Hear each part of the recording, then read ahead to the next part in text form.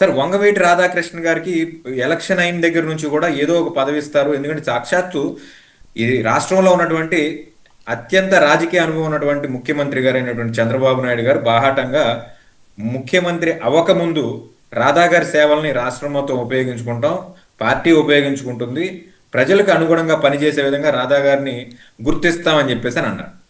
ఈరోజు విజయవాడలో రాధా చాలా కీలకంగా ఉండేటువంటి ఒక రాజకీయ నాయకుడు. చుట్టూ ఉన్నటువంటి పరిస్థితులు కానివ్వండి, వీటన్నిటిని అర్థం చేసుకుని 2 సంవత్సరాల నుంచి రాధా గారు వెయిట్ చేయడం. రీసెంట్గా కూడా చూసాం రాధా గారిని రాజ్యసభకు పంపిస్తారు అని చెప్పేసి అని సోషల్ మీడియాలో కొన్ని వార్తలు హల్చల్ జరిగినాయి. ఆయన రీసెంట్గా తెలుగుదేశం పార్టీ ఆఫీస్కి వెళ్ళటం, అక్కడ నుంచి నేరుగా నడుచుకుంటూ బయటికి రావటం, ఆ కొంత అసహనంతో గురైనటువంటి ఒక వాతావరణం కనిపించిందని చెప్పటం, అది సోషల్ మీడియాలో కూడా పోస్టింగ్స్ అవన్నీ కూడా జరగటం చూసాం. అయితే వీటన్నిటిని దృష్టిలో పెట్టుకుని రాధా గారు స్వతహంగా ఏంటంటే నిండు కుండలా ఉంటాడు, ఎప్పుడు బయటపడాడు, ఎప్పుడో ఒక్క రోజు మాత్రమే మొత్తం ఉన్నాయన్నీ పారబోసేసే వ్యక్తి.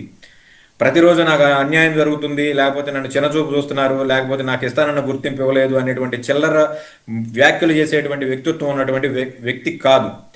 మీ అందరికీ తెలుసు, పాత్రికేయులందరికీ కూడా తెలుసు, జగన్మోహన్ రెడ్డి గారితో అత్యంత సాన్నిహితంగా ఉన్నటువంటి వ్యక్తి ఒక్క రోజు నైట్లో పార్టీ మారినటువంటి వ్యక్తి.